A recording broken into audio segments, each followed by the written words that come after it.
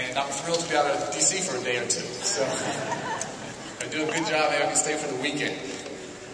Thanks so much for having me. It's an absolute honor. During the 7.5 years I was the CEO of the Chicago Public Schools, I sometimes got the question, why in the world would you ever want to be a school superintendent? It's not a bad question. I bet many of you have been asked that from time to time as well. But in retrospect, I realize now why I got asked that question. People judge by appearances. They read the stories in the newspaper, and they saw only that the superintendent's job can be a lightning rod for controversy. Big city superintendents came in with their big plans, only to be given their walking papers after a year or two. They saw, too, that the superintendent has formidable responsibilities. You provide more meals than any restaurant in your community, provide more public transportation than almost any transit agency, and manage more building space than most real estate companies in your communities. And yet you're supposed to also educate children. You're supposed to implement dozens of federal and state programs, manage relations with school boards, with parents, community groups, and teachers, and all the while adopting a slew of reforms. As you guys live every single day, this work ain't easy. But I'll tell you what is easy, and that's answering the question of why we become superintendents. The simple answer I gave to the skeptics is that the superintendent's job provides an incredible opportunity to work on behalf of children. It's hard to think of any other vocation where one has a chance to shape the future of society and impact a generation of young people. It is a remarkable act of faith and a great honor that parents entrust their most precious resource, their children, to our safekeeping 180 days every year. Thelma Melendez, who's doing an extraordinary job as our Assistant Secretary of Elementary and Secondary Education, put it well in AASA's magazine, The School Administrator, when she was the superintendent, the award-winning superintendent in Pomona, California. Imagine a job, Thelma wrote, where you wake up each morning knowing that today you might forever change someone's life for the better. That is the power of education. And that's why me, Thelma, and all of you relish the opportunity to be a superintendent. Now, I want to suggest to you that leadership in the superintendent's office matters more today than ever before.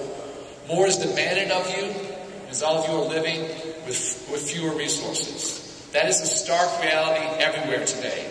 It's tough out there.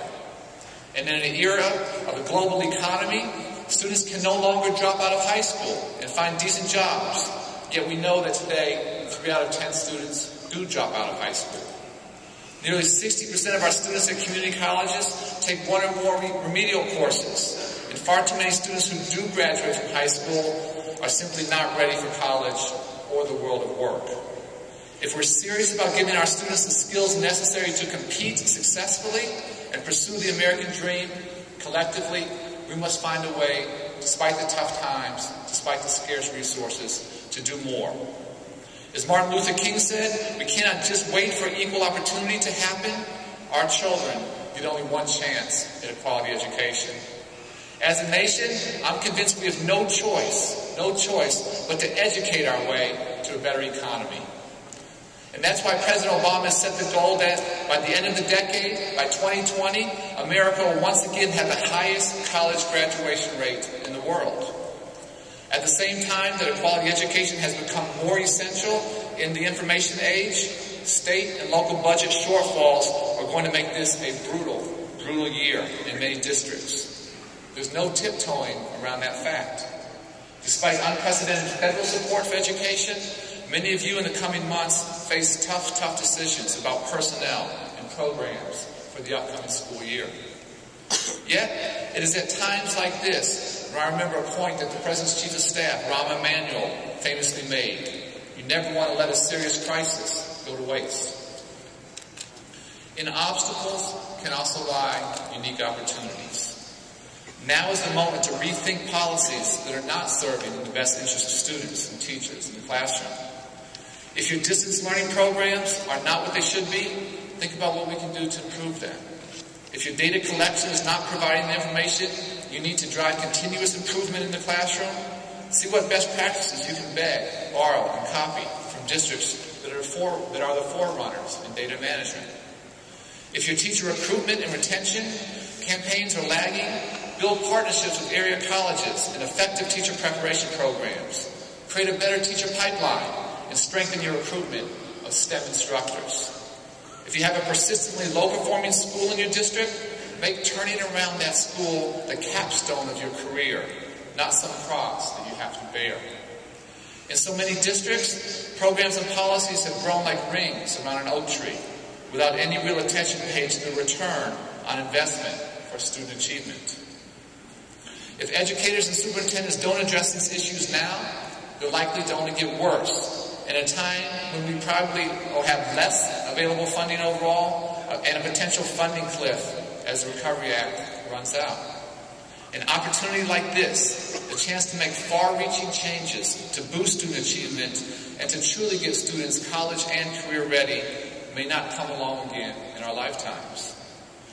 What you do in your communities over the next few years, I'm convinced, will shape education in our country for decades to come.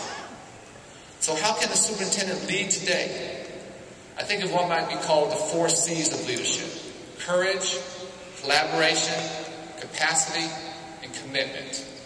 It takes courage to do the right things for children, even in the face of attacks from stakeholders and sometimes the media. And I'm not talking about foolhardy courage, about getting carried out on your shield. But I don't agree that superintendents are trapped today without good options or the ability to exercise independence. A superintendent who leads also finds ways to successfully consult and collaborate to bring out the best in others in support of our students. That includes working with teachers and local unions to revisit provisions of code and collective bargaining agreements in ways that are fair to teachers and better serve the interests of students. Dan Dominich of AASA, a star superintendent himself for many years, has been a great partner in our efforts to improve education. But even courage and the ability to successfully collaborate are not sufficient. You have to expand the capacity of the system to support reform while redirecting it to accelerate student learning. You have to be smart about pursuing best practices to advance student learning, to adapt when policies don't work, and recruit and retain great teachers and great principals. And finally, you need a sustained, relentless commitment to getting better rather than hopscotch reform. Commitment provides that single-minded focus to working on behalf of students in the long term, despite the inevitable ups and downs of our jobs.